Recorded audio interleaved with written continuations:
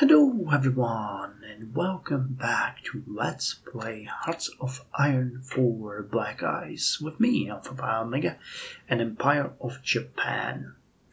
So, I've been thinking long and hard about our current situation, and there's a couple of things that we need to address and do today. None of them are going to be particularly great, and some of them are going to be painful, but we have to look into them because that's the way how our victory needs to be secured. So, first of all, let us deal with these two events that we ended up with last time, and then we're going to jump into the more or less painful stuff. So, German Bush dies. The Bolivian President German Bush has died of a reported suicide.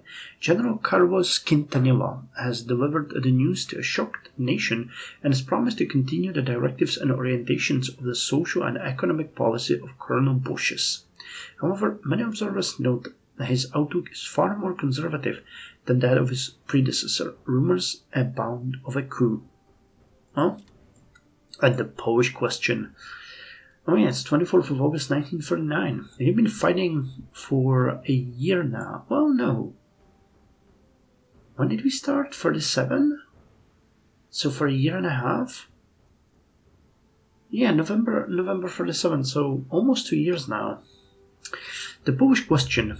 In a heated speech today before the Reichstag, Adolf Hitler denounced Poland and the treatment of Germans living in Danzig and the Polish corridor, claiming that the German minorities in Poland are being persecuted in the vilest manner imaginable. Hitler made the position of his government clear. Danzig was a German city and is a German city. The corridor was German and is German. Without the German folk, these eastern regions would still be plunged in the depths of barbarism. Oh, how I love the word barbarism. Okay, well, now, there's a couple of things that we need to address. Our war with China is going in the right direction, I think. But the fact that we killed nearly 1.3 million of them didn't stop them from, doubling, maybe tripling their army through the course of our playthrough, while we have gained about 30%. So that is a bit of a pickle. Now we're getting factories, it's not like we're not, and I think that we still have a huge advantage over them in that regard. Just so we have a bit of a comparison, where is it? Oh, here it is. So Germany right now has roughly 225 military factories. We got 168. They got about 320 civilian factories. We got 208, and they got about 20 dockyards, and we got 34. So you can see that we kept up with Germany in their growth.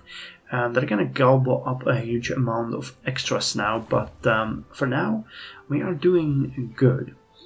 What is, however, the issue is that we just cannot field units fast enough.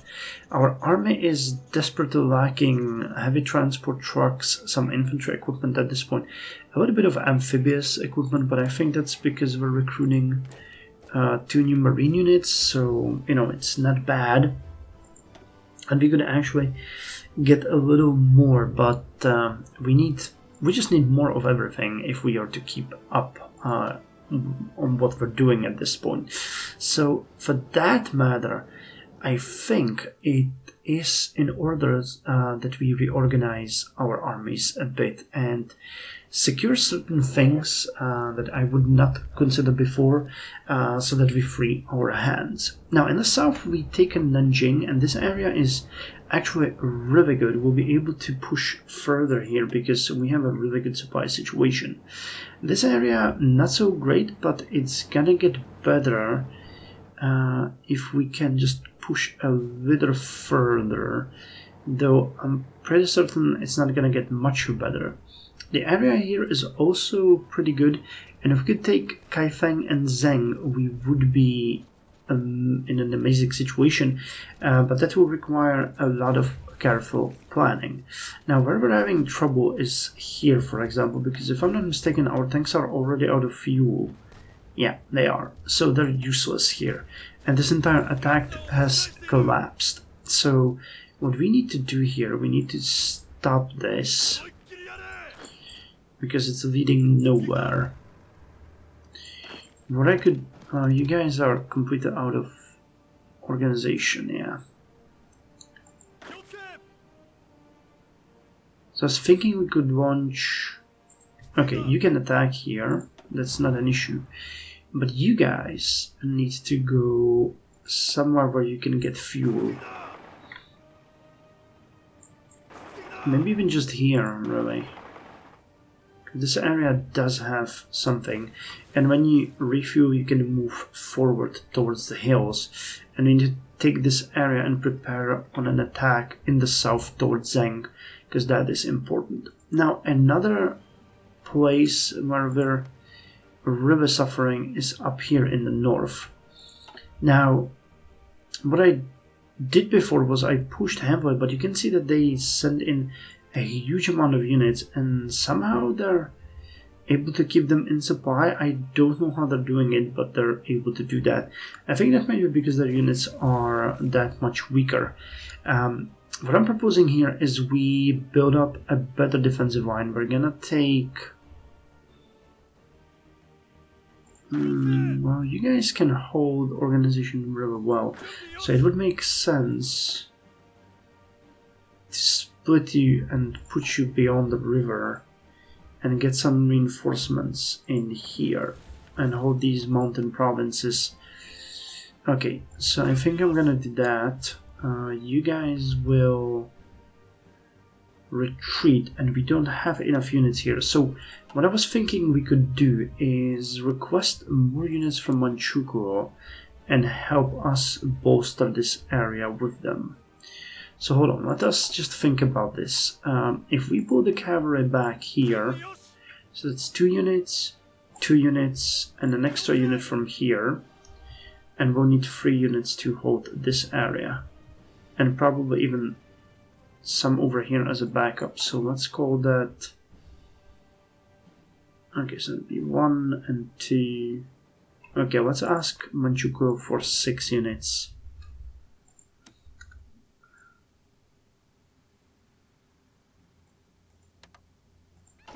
Okay, so what did you give us? Kempet. Oh, these are actually really good.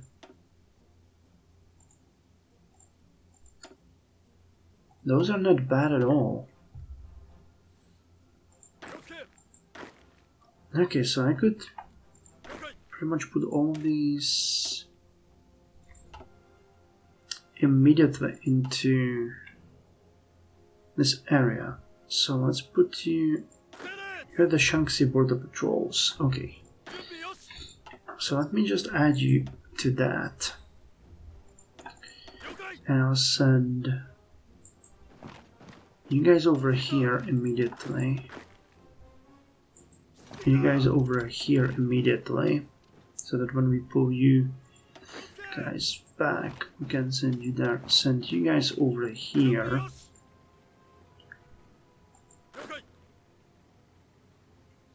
And we'll keep you over there. And that will allow us to rotate the units here.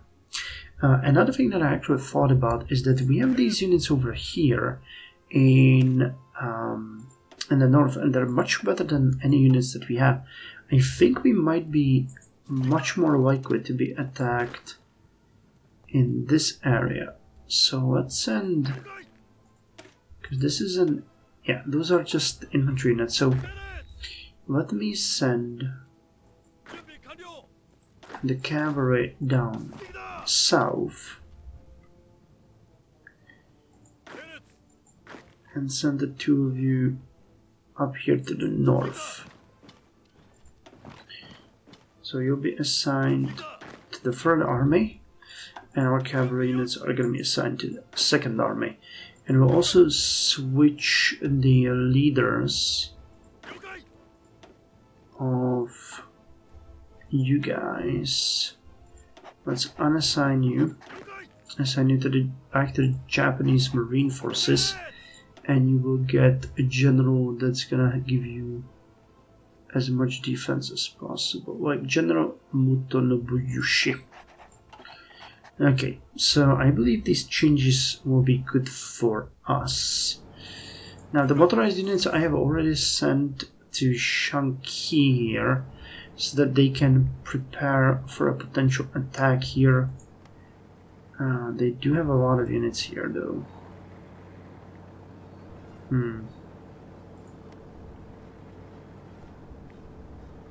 Okay, the supply situation is good for us here. This is a mountain province though, so breaking that would be really hard. I'm starting to feel the fact that we are not having any mountaineer units as a big drawback to... Okay, the Marines are gonna be able to retreat from here soon. Yeah, these are all mountains with the exception of this area. But you should be fairly capable here.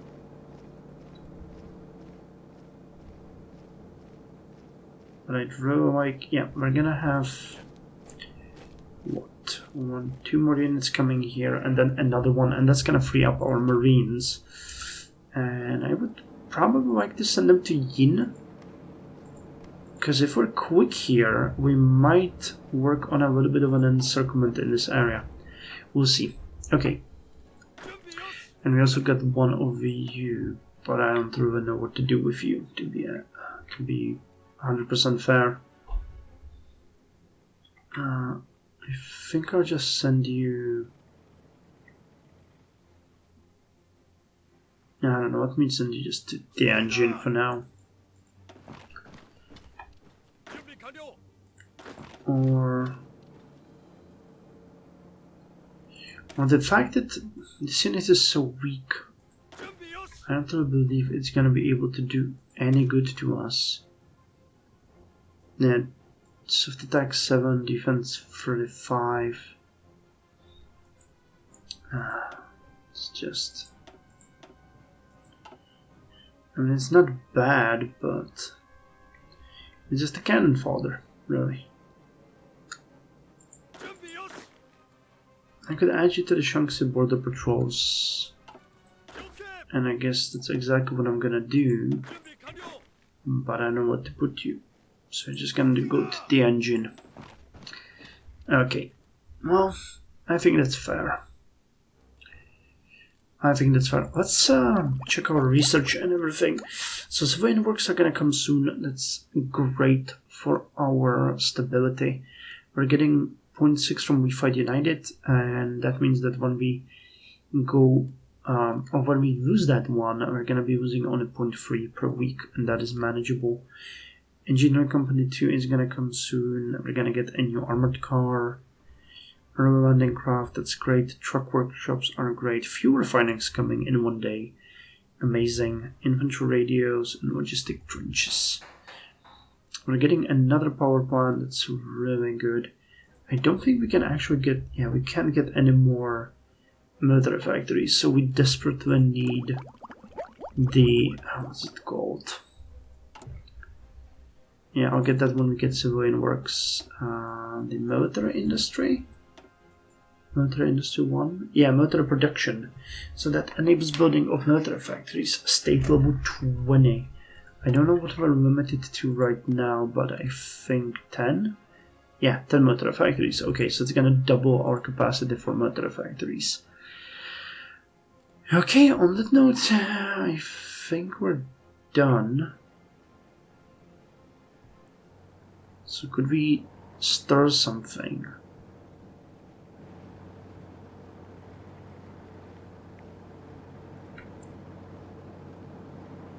Well, I mean, you guys could definitely go into these points or attack this mountain. Oh, they get mountaineers here, really? We'll leave in an hour in 4 hours. And you'll come in 4 hours, but that is... Okay, if we could take this mountain province, that really looks like a good option. We just keep attacking here while we get a bit of organization back. Okay, you attack and you guys just support it. Okay, fuel refining 2 has been finished. So considering this one is dedicated to getting better industry, what can we get? How's our steel production? Not good. As it turns out, they're not really good. Okay, we could get another one, but we would need to import more steel. So let's do just that. But it really tells me that the steel is something that we need. Dockyard production, efficiency, tank production. Excavation 2 is inviting. Okay, you'd give me extra steel production. Storage output factor. Okay, that's not all extraction. Fuel refining. Yeah, we need more fuel refining, but I think that ironically, we're doing good on fuel right now. I'm really surprised. Synthetic oil experiment, that's something that we want as well. Because we'll need to start building those rubber refineries and synthetic refineries. And the resource war. Just Japan.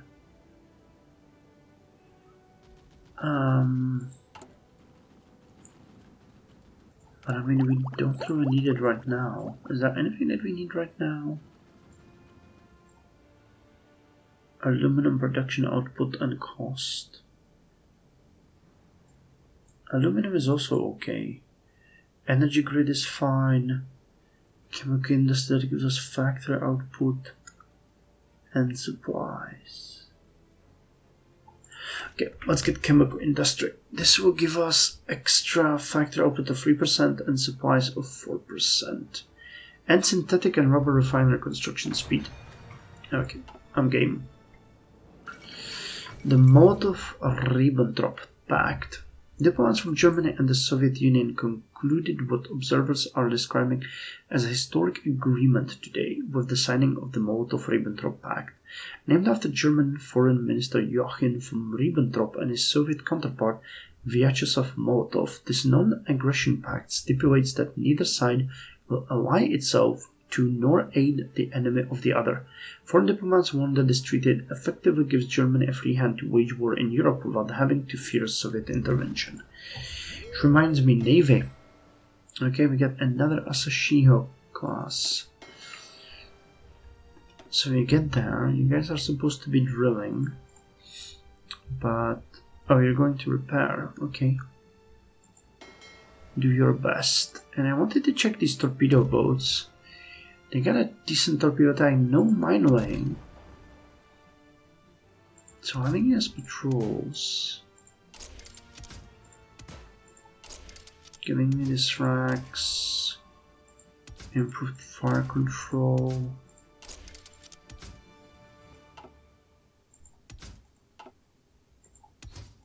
Weather hydrophone, weather damage control. 503, you're fast. Depth charges, anti-air light attack, torpedo. That would make you, I think, pretty capable.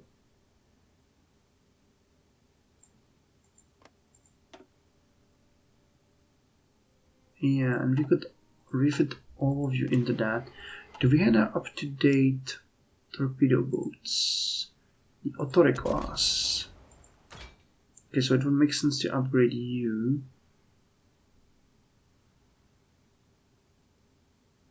But the refit is ridiculous. Medium long cruising range, yeah, they don't. It would still make sense to have these, but considering torpedo boats have a 1900 kilometer range, I think we could be happy with that. That would be enough to patrol against enemy submarines, so that is definitely an option here. Okay, well, that said, Come on, tanks. Get in there. Get that sweet fuel.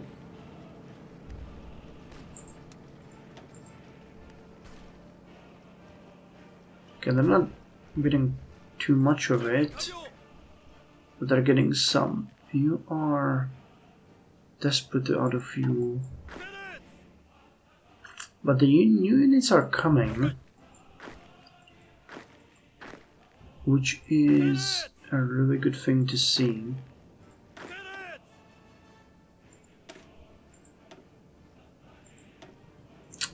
If we can actually establish a defensive line here, then I could rotate you guys into the center, get you some fuel and equipment that you're missing. Jesus Christ, there. Oh, we're under attack. That's not great. We're under attack over here. That is definitely not great.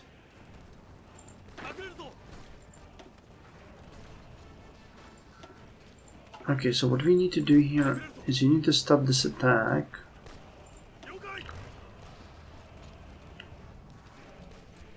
Food consumption. Tanks are not getting enough fuel here. These are mountains? No, those are hills. So supporting this area is a good idea. We are holding here, but we won't be for much longer. But you're gonna come soon and help the defense. You also have 0 fuel.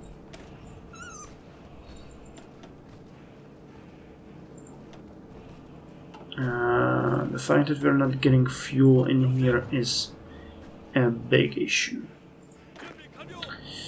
Okay, how are you gonna address this? I can send you guys in here.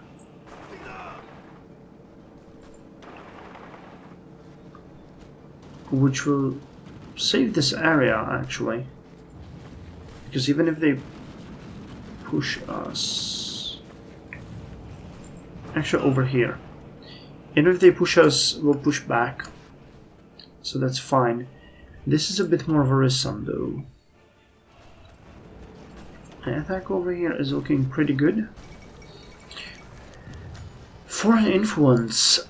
So the Bavaria likes us now, and France bans communism. The Edouard Daladier cabinet have decreed the dissolution of the Parti Communiste Français. Ever since Soviet Russia signed the non-aggression pact with the Nazi Germany, there have been talks of prescribing communism in France. The decree was instated following the agreement between the two nations for the partition of Poland. Edouard Daladier took the opportunity as support for a ban rose, and even leftist papers started advocating for the abolition of the Parti Communiste Français. Okay, so ironically, this is the only one that's actually losing. How long?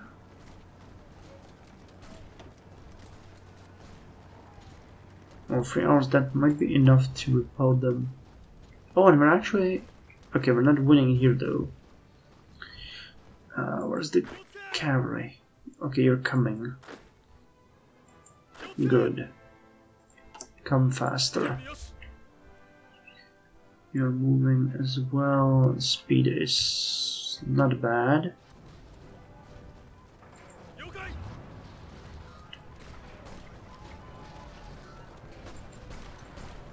So you know what?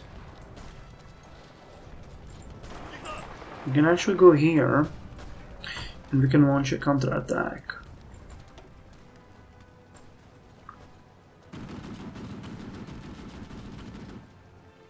Okay, the fact that we have units over here and we're not able to hold is extremely unpleasant, but I guess it is what it is, as they say. This is what I'm saying, the situation in the north is not good.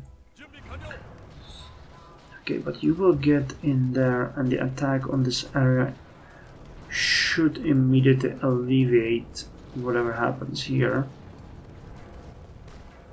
These guys are also calling us to attack. Can you get in there? Okay, civilian works free.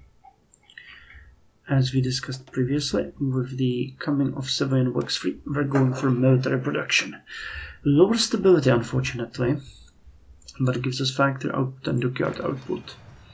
And that's not bad. Okay, we're getting too much food, it seems. So let me stop some of these imports. Other than that, we're doing good. I'm missing flying boat, web bombers, and multi-role fighters. Okay. Poland refuses German ultimatum. Considering the demands, it seemed inevitable. The Republic of Poland would be forced to cede Danzig to Germany, and a Polish plenipotentiary would be sent to Berlin to negotiate further terms. Ignaz Moshietsky pointed to the German Reich's recent actions when stating that it was obvious Germany would not be satisfied with Danzig alone. German and Polish forces are prepared for war, and reports are already coming in of clashes on the border. Once again, there is war in Europe. Okay, things are coming. And we're getting a nice amount of organization. Okay, and we were reinforced further by 2 more divisions. So this area is gonna hold. You guys will hold. You guys lost. Okay, but not always lost. Reinforcements are coming. What the hell? You guys are supposed to go by rail as well. Come on.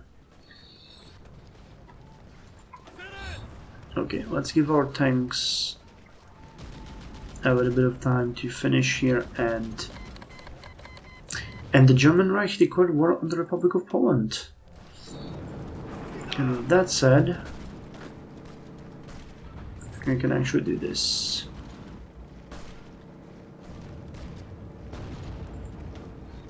Okay, as it's hills, we are getting decent performance from our tanks, and they're even keeping full on fuel, so that might allow us to go on Taiwan. Oh yeah, and the Soviets are attacking Hakkō again.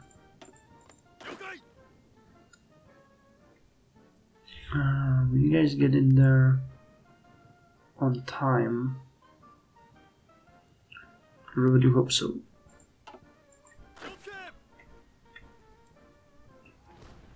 Okay, so this attack is pretty good. We're holding here and here.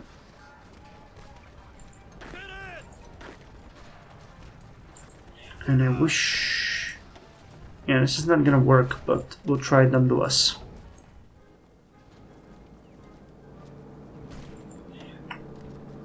This is actually looking pretty good. Okay, I think we averted a little bit of a crisis here.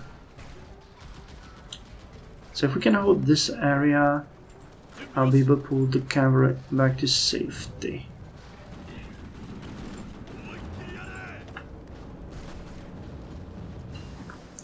Okay, Engineering Company 2 is a big success. That improves our entrenchment by 2. And okay, fortifications, modifiers, but it's not a big thing. And what can we do here? Well, there's a lot of things we could research. Mountain warfare equipment. I mean, we don't really have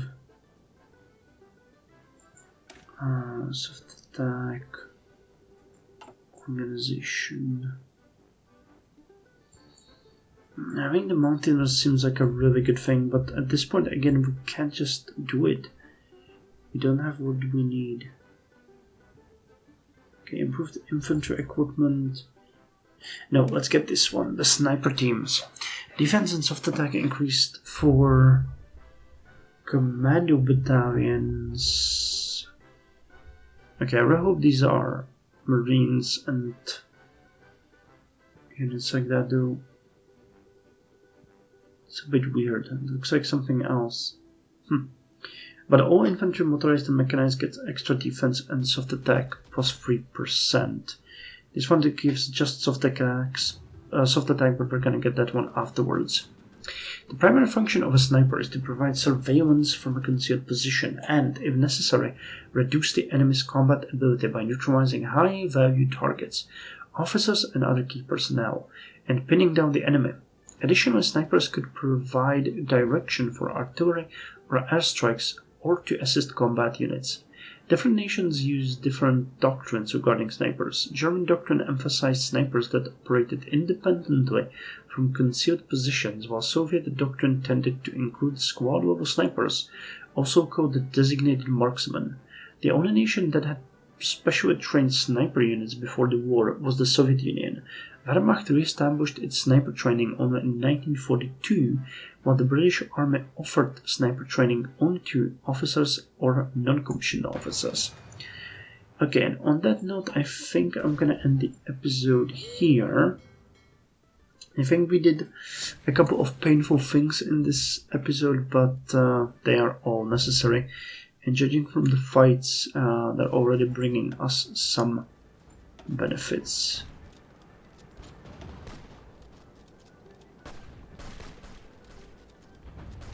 Yeah, we really need to attack Taiwan afterwards.